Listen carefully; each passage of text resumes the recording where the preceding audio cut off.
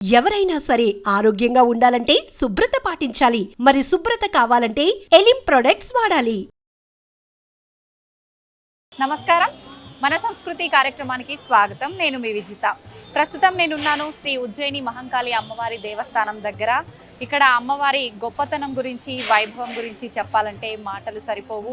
ఇక్కడ ఉన్న వేప చెట్టు కూడా కొన్ని వందల సంవత్సరాల చరిత్ర కలిగిన వేప చెట్టు అని చెప్పి వింటూ ఉన్నాము. ఇక్కడ ఆలయం కూడా కొన్ని వందల సంవత్సరాల నాటి ఆలయం అని చెప్పి కూడా వింటూ ఉన్నాము. ఇక్కడ అమ్మవారిని శ్రీ మహంకాళి అమ్మవారుగా పిలుస్తూ ఉంటారు. ఆషాఢ మాసం వచ్చిందంటే చాలు గొప్ప వైభవంగా కన్నుల పండగగా జాతర అనేది జరుగుతుంటుంది. ప్రత్యేకించి ఇక్కడ జాతర 3 రోజులుగా జరుపుకుంటారు. మొదటి రోజు అమ్మవారికి బోనం సమర్పిస్తుంటారు, రెండవ రోజు జాతర జరుపుకుంటారు, మూడవ రోజు ఘట్టం అనే కార్యక్రమాన్ని జరుపుకుంటారు. అయితే ఆషాఢ మాసం ఒక్క మాసమే కాకుండా మిగతా టైంలో కూడా ఇక్కడ అమ్మవారికి బోనాలు సమర్పిస్తూ ఉంటారు. ఇక్కడ ముఖ్యంగా అమ్మవారు కోరిన కోరికలు తీరుస్తూ ఉంటారు. అమ్మవారి విశిష్టత చాలా ఉంది అని చెప్పి వింటుంటాము. ఆ విశిష్టత గురించి, ఇక్కడ ఉన్న చెట్టు విశిష్టత గురించి, అమ్మవారి వైభవం గురించి ఇక్కడ ఉన్న పెద్దవాళ్ళని అడిగి తెలుసుకుందాం. ఇంకెందుకు ఆలస్యం, అమ్మవారి దర్శనం చేసుకొని తర్వాత అమ్మవారికి సంబంధించిన విశేషాలన్నింటినీ తెలుసుకుందాం.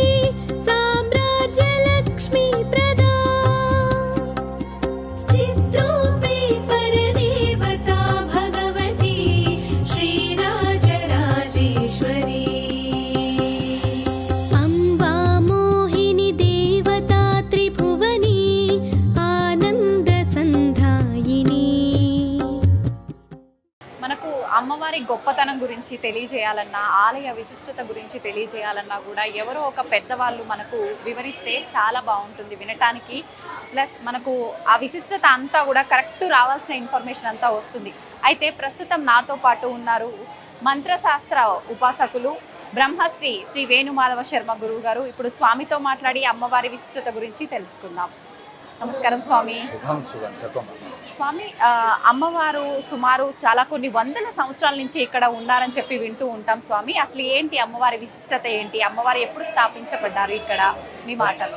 సత్యస్థిన కృకాణగో గహ్యం హస్తైర్వరం గుగ్గురితి ఘోరాస్యాం శిరసాసృజ సురుచిరాం ఉన్ముక్త కేశావళి శ్రీకయా శ్రీకురవాహం శ్మశాననిలయాం శ్రుత్యోసర్వాలంకృతి శ్యామాంగీం కృతమేకలాం సర్వకరైః దేవీం భుజే కాళికాం శ్రీ మహాకాళీంగా నమః. ఉజ్జయిని మహాకాళి ఆలయ దేవస్థానంలో ఉన్నాం మనం. భాగ్యనగరానికి అతి ప్రాచీనమైనటువంటి, అతి ప్రసిద్ధమైనటువంటి, అతి పురాతనమైనటువంటి 250 సంవత్సరాలుగా మహాకాళిగా, మహా శక్తి స్వరూపిడిగా కొనియాడబడేటువంటి ఈ యొక్క జగన్మాత మహాకాళి అమ్మవారి విశిష్టత చాలా గొప్పది.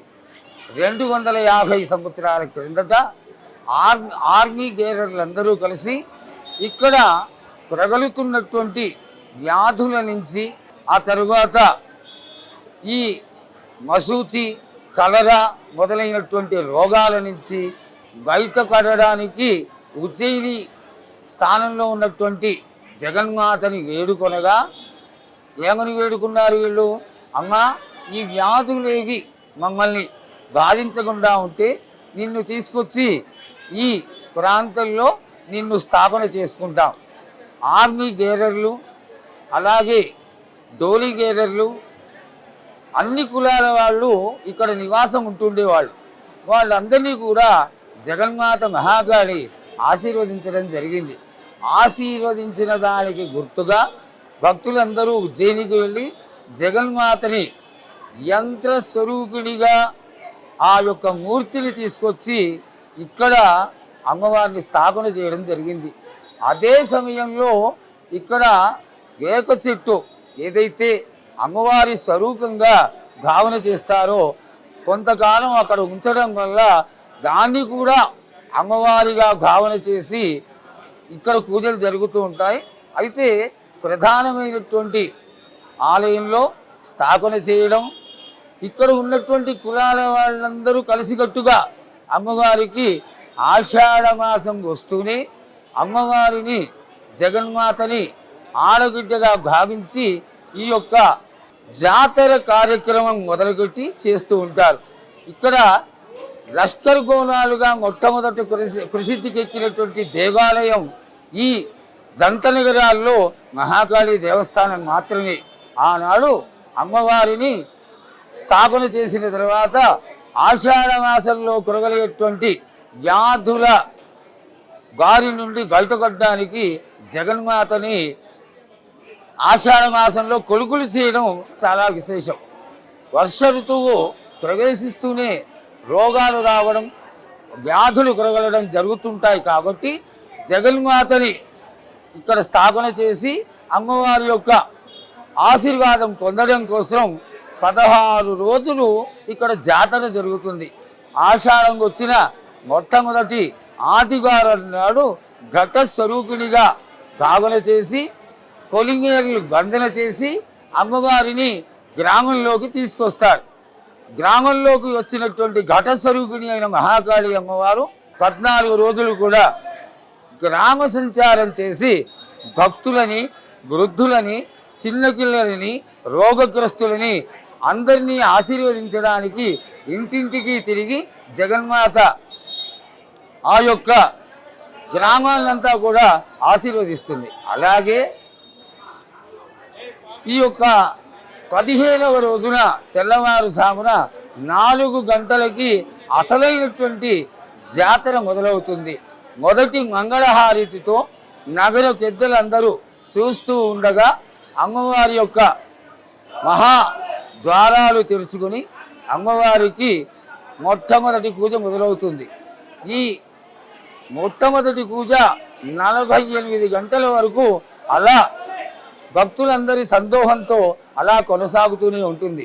ఇక్కడ విశేషం ఏమిటంటే ఆడవాళ్ళందరూ తలస్నానాలు చేసి గోనాల్ని శిరస్సుగా కొట్టుకుని అమ్మవారి ఆలయానికి తీసుకురావడం విశేషం.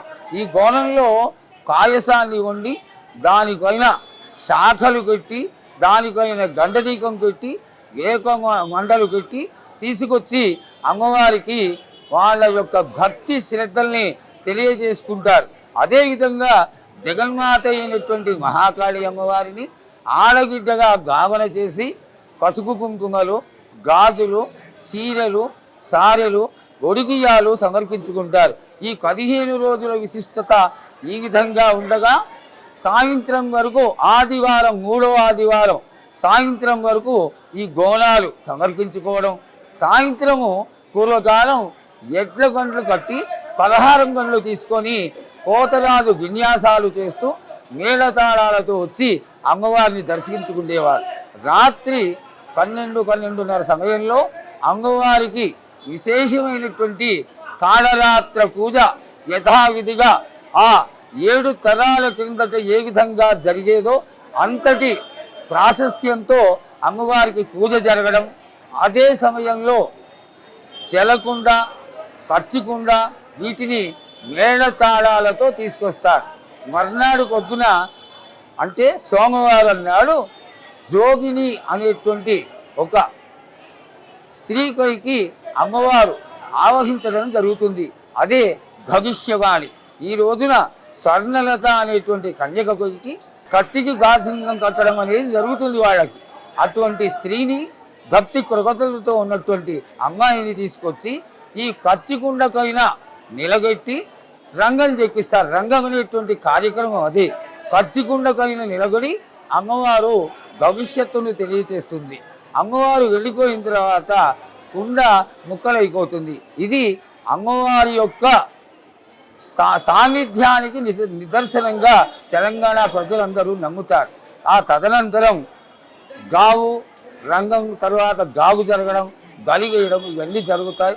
తదుపరి అమ్మవారు గజారూఢయ్యి అత్తవారింటికి వెళ్ళిపోతుంది అనేది ఇక్కడ తెలంగాణ ప్రాంతంలో ఈ మహాకాళి మొట్టమొదటిగా గోనాలు పండగ మొదలైనటువంటి ఈ ఉజ్జయిని మహాకాళి అమ్మవారి ఆలయంలో 16 రోజులు కూడా దైదీప్యమానంగా జరిగేటువంటి గోనాలు లష్కర గోనాలు ఉత్సవం రాత్రి వరకు ఆలయం తలుపులు అలా తెలిసి ఉండి భక్తులు ఆ దర్శనార్థమై తీసుకెట్టి ఉంటారు. తరువాత మహామంగళహారతి చేసి ఆలయం తలుపులు మూసేయడం జరుగుతుంది. భక్తజనావళి ఈ మాసమంతా కూడా వచ్చి అమ్మవారికి ఇతోధికంగా తమ శక్తిని అనుసరించి అమ్మవారికి కానుకలు సమర్పించుకుంటూ ఎల్లవేళలా ప్రధాన దేవత అయినటువంటి ఈ మహాకాళి ఆడగిడ్డగా అమ్మవారుగా మహాకాళిగా మనందరినీ ఆశీర్వదించాలని కోరుకుంటూ అందరూ అమ్మవారి ఎప్పుడు నిరంతర సేవలతో ఉంటూ అమ్మవారి యొక్క సేవ చేస్తూ ఉంటారు. హర నమ పార్వతీవతే హర హర మహాదేవ్. స్వామి, మామూలుగా ఈ ఆషాఢ మాసం అంతా కూడా ఈ నెల రోజులు భక్తుల తాకిడి ఎక్కువగా ఉంటుంది కదా, సుమారు ఎంత సంఖ్యలో వచ్చే అవకాశం ఉంటుందంటారు? పూర్వం నేను చిన్నప్పుడు నేను ఇక్కడే కుట్టి ఇక్కడే పెరిగి అమ్మవారి ఆలయంలో పని చేయడం అనేది నేను చేసుకున్న అదృష్టం. మా తాతగారు ఇక్కడ వైదిక అడ్వైజర్గా ఉండేవారు. అసలు కామాచార సంపన్నమైనటువంటి ఈ దేవాలయంలో 50 నుంచి 60 దున్నకోతులు గలీగొడం జరుగుతూ ఉండేది. తరువాత చెన్నారెడ్డి గారి కాలంలో వారు చీఫ్ మినిస్టర్గా ఉండగా నూతన రాతి కట్టడంతో ఏర్పరిచినటువంటి ఆలయాన్ని కట్టించడం, దానిలో అమ్మవారికి పునఃప్రతిష్ఠ జరిపించడం, జగద్గురువులు పుష్పగిరి పీఠాధిపతులు శ్రీ శ్రీ శ్రీ విద్యా నృసింహ భారతి స్వామివారు వచ్చి పునఃప్రతిష్ఠ చేయడం, ఇక్కడ ఆ రోజుల్లో ఈ యొక్క బలులు ఇది నిషేధం చేయడానికి దయానంద సరస్వతి గారు ఒక పట్టుబట్టి దాన్ని ఆపేయడం.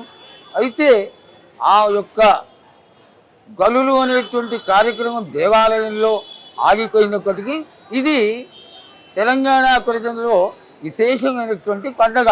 వచ్చినటువంటి బంధువులందరికీ చక్కటి విందు ఏర్పాటు చేయాలి కాబట్టి వాళ్ళు తినేటువంటి వాళ్ళందరూ కూడా వాళ్ళకి ఇష్టమైనటువంటి మధ్య మాంసాదులతో గిందులు చేస్తూ ఉంటారు.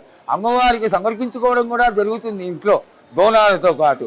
అదేవిధంగా ఆనాడు ఆగిపోయినటువంటి ఈ యొక్క గలులు ఈనాటికి జరగకుండా చేస్తూ ఇతరమైనటువంటి ప్రదేశాలకి వాళ్ళు వెళ్ళడం జరుగుతుంది.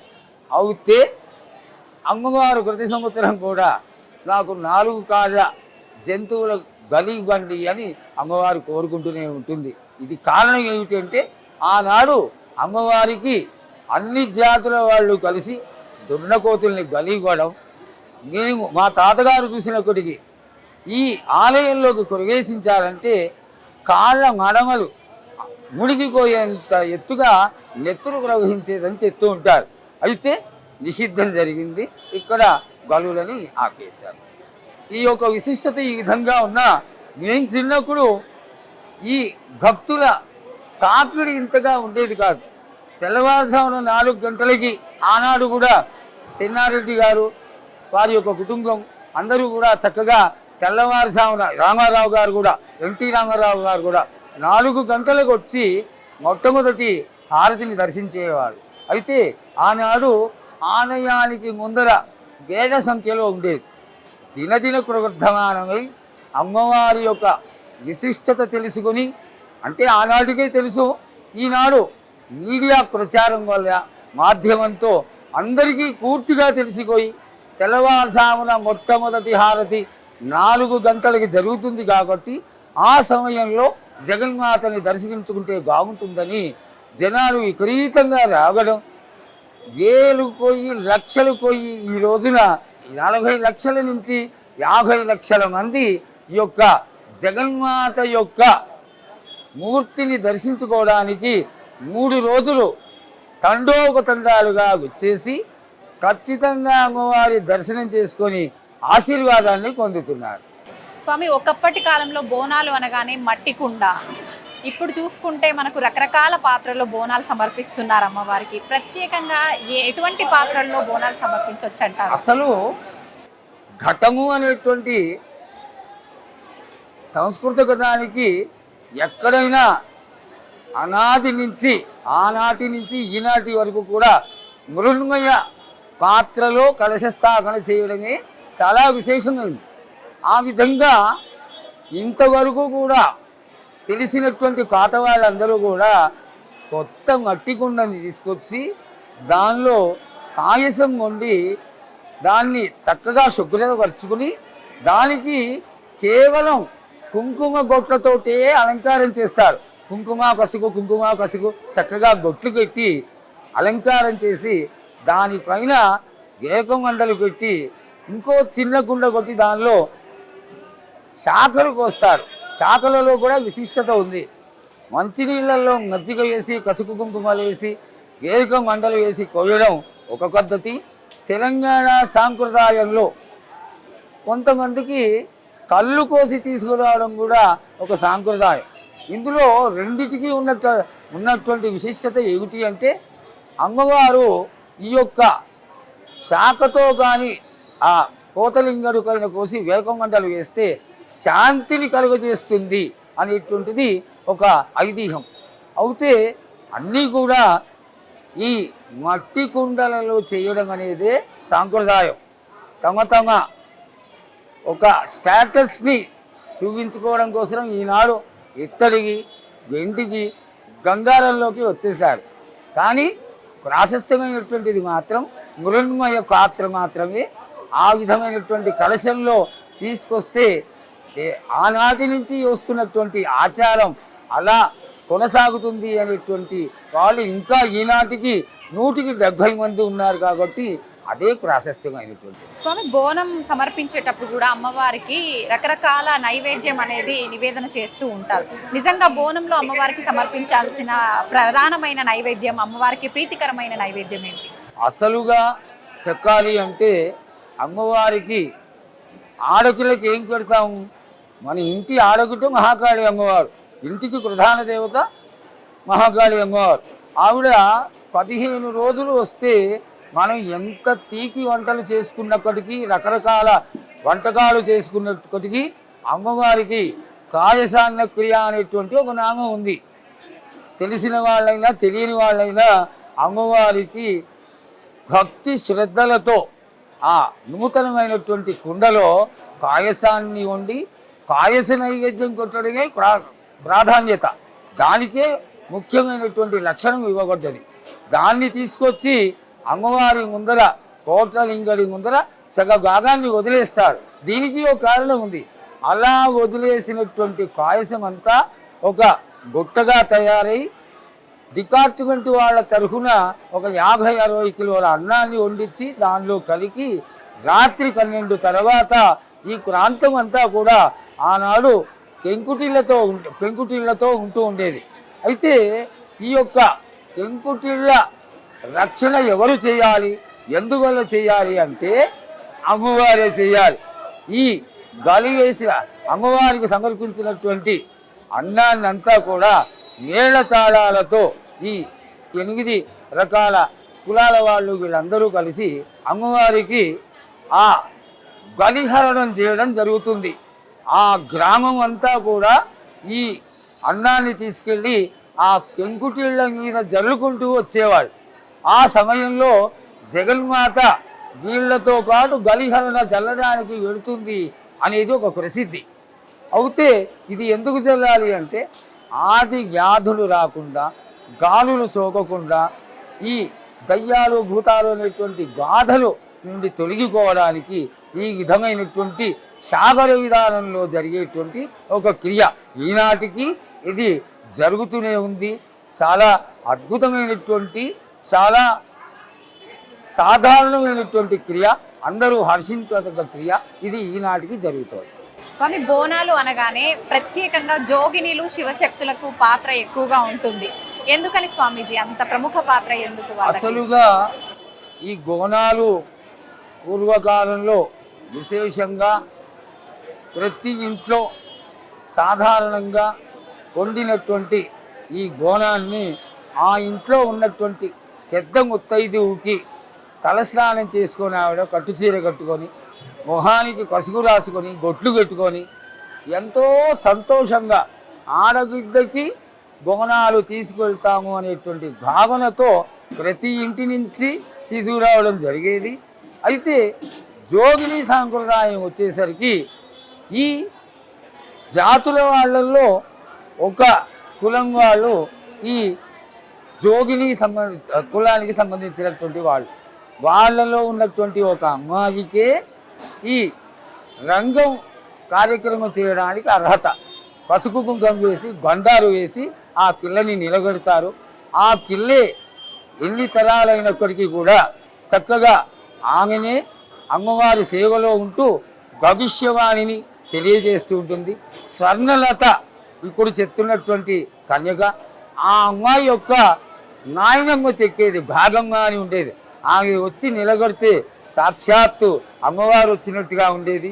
అయితే ఆమె మాట్లాడుతుంటే ఆమె స్వరం కూడా అంతే అద్భుతంగా ఉండేది.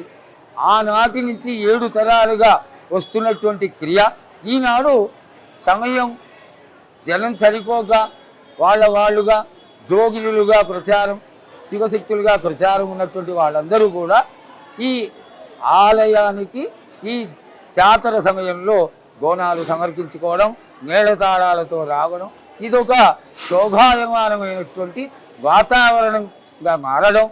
అమ్మవారు ప్రతి ఈ యొక్క వీధుల్లో ఎక్కడ చూసినా అమ్మవారు తాండవం ఆడుతుందా అన్నంత ఆనందంగా ఉండడం ఈ యొక్క లష్కర్ బోనాల పండగకి మరింత శోభని తెచ్చిపెడుతూ జాతర దేదీప్యమానమై దినదిన ప్రవర్ధమానమై ద్విగుణీకృతమై ఈనాడు 40 లక్షల నుంచి 50 లక్షల మంది వరకు అమ్మవారి దర్శనం చేసుకుంటున్నారు. స్వామి, బోనాలు అనగానే మనకు ముఖ్యంగా పోతురాజుల విన్యాసాలు ఎక్కువగా చూస్తుంటాం. ఏంటి స్వామి పోతురాజుల పాత్ర ఏంటి? ఎందుకు అంత ప్రముఖ పాత్ర వాళ్ళకి? సహజంగా చెప్పాలి అంటే ఈ అమ్మవారు మహాకాళి అమ్మవారితో సహా 7 అక్క చెల్లెళ్ళు, వీళ్ళకి ఒక సోదరుడు ఉన్నాడు. ఆయననే మల్లన్నగా అభివర్ణిస్తారు. ఆ మల్లన్నే పోతరాజుగా భావన.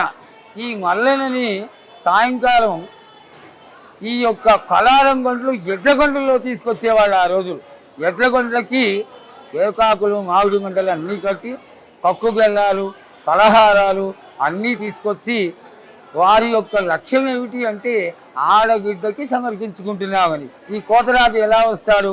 ఒంటి నిండా పసుపు రాసుకొని, నుదుటి నిండా కుంకం పెట్టుకొని, చేతిలో వీర గోడలు కట్టుకొని వీర విన్యాసం చేస్తూ మేళతాళాలతో వచ్చి జగన్మాత దర్శనం చేసుకొని జన్మ పావనమైందిగా భావన చేసి ఈ యొక్క జాతర విశిష్టతని సాయంకాలంగా తెలియజేస్తూ ప్రతి జాతరలో ఆదివారం సాయంత్రం అమ్మవారికి ఈ కోతరాజు విన్యాసాలతో పలహారం కొండు రావడం ఒక ప్రాధాన్యత.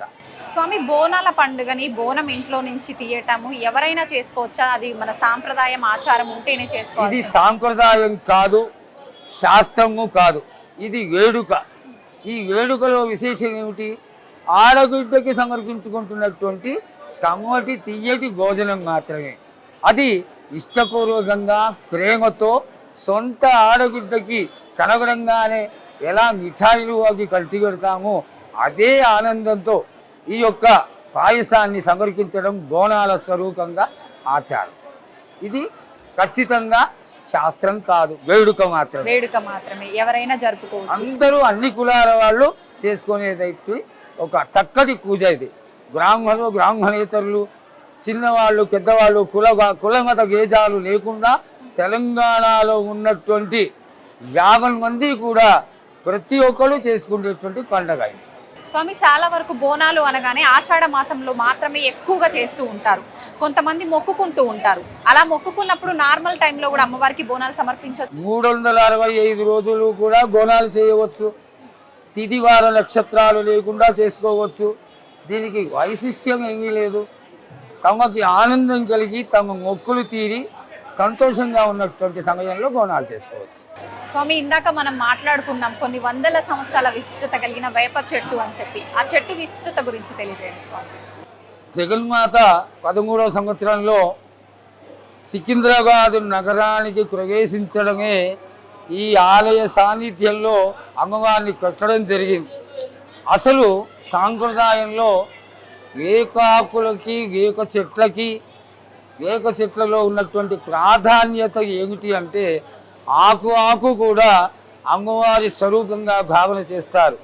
అసలు యావత్ తెలంగాణ కూడా ఈ యొక్క జాతర విశేషంలో ఏకాకు కట్టని ఇల్లు కానీ ఆలయం కానీ ఉండవు.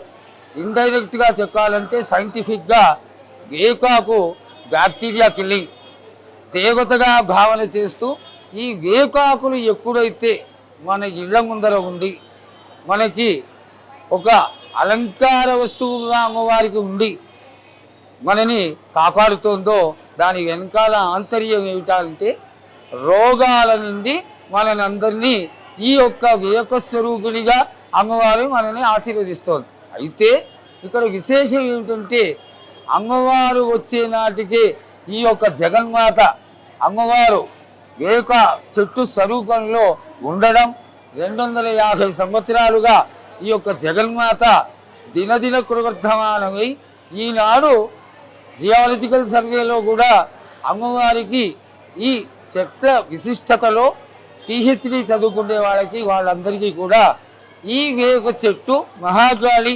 ఉజ్జయిని మహాకాళి అమ్మవారి దేవస్థానంలో ఉన్నటువంటి అమ్మవారి వేక చెట్టు రెఫరెన్స్గా ఉండి అందరి యొక్క మన్ననలను పొందుతూ వచ్చే వాళ్ళందరూ కూడా ఇక్కడే అమ్మవారు ఉంది అనేటువంటి భావనతో అందరూ ఈ అమ్మవారి యొక్క ఆశీర్వాదం పొందుతూ ఉంటారు. సంతోషం స్వామి, నిజంగా అమ్మవారి గొప్పతనం గురించి, చెట్టు యొక్క విశిష్టత గురించి మీ మాటల్లో వినడం నా అదృష్టంగా భావిస్తున్నాను స్వామీజీ. ధన్యవాదాలు.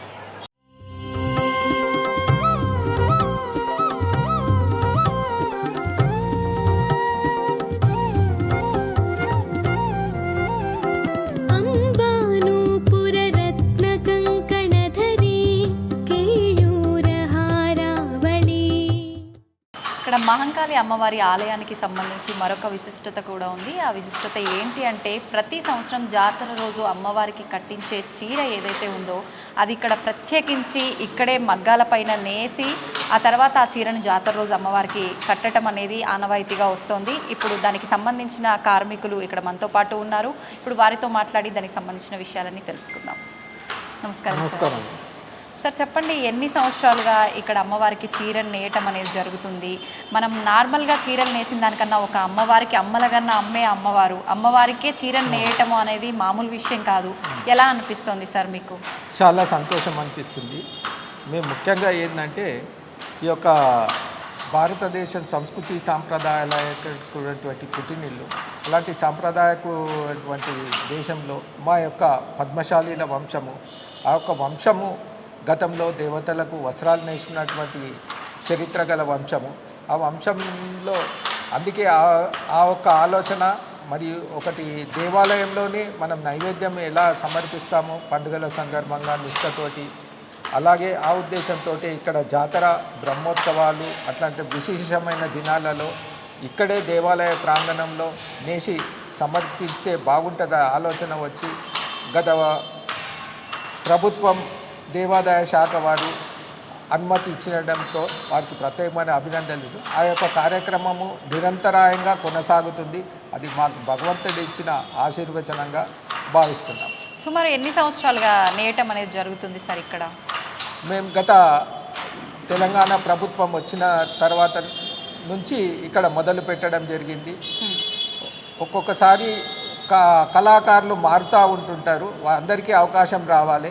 ఆ రకంగా అందరికీ అవకాశం రావాలని ప్రతి సంవత్సరము వస్తూనే ఉంటారు, నేస్తూనే ఉన్నమాది నా నాయకత్వంలో జరుగుతూనే ఉన్నది. సార్, ప్రత్యేకించి నెయ్యటము, ఆ చీరలు నెయ్యటం అనగానే మీకంటూ ఒక ఐడియా అనేది ఉంటుంది, కలర్ కాంబినేషన్ కానీ దానిపైన వేసే ఆ డిజైన్ కానీ అన్నీ కూడా. మరి అమ్మవారికి ఒక చీర తయారు చేస్తున్నాము అని అంటే దానిపైన ప్రత్యేకంగా ఇంకేమైనా కొత్తగా ఆలోచించి చేయాల్సిన అవసరం ఉంటుందా? ప్రతి సంవత్సరము మేము ఒక అమ్మవారికి ఇష్టమైనటువంటి కలరు పసుపు కుంకుమతో పాటు మొత్తం 5 రంగుల్లో ఏదైతే లేటెస్ట్గా వస్తుంటాయో ఆ డిజైన్లను ఉపయోగించడం జరుగుతుంది. ప్రతి సంవత్సరము మేము ఒక డిజైన్స్ మారుస్తూ ఉంటాం. ఓకే, అంటే ప్రత్యేకించి ఒక 5 రకాల రంగులు అయితే దాంట్లో ఉండేటట్టుగా చూసుకుంటారా సార్?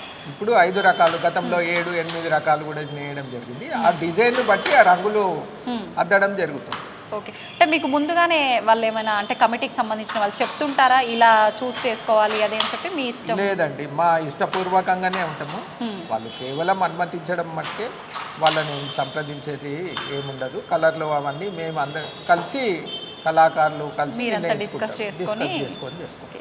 సంతోషం సార్. నిజంగా అమ్మవారి చీర నేస్తున్న మీతో మాట్లాడడం, కళ్ళతో అమ్మవారి చీర రెడీ అవ్వడం చూడడం అనేది మాకు చాలా సంతోషంగా ఉంది. మీకు కూడా ధన్యవాదాలు సార్. థ్యాంక్స్ అండి.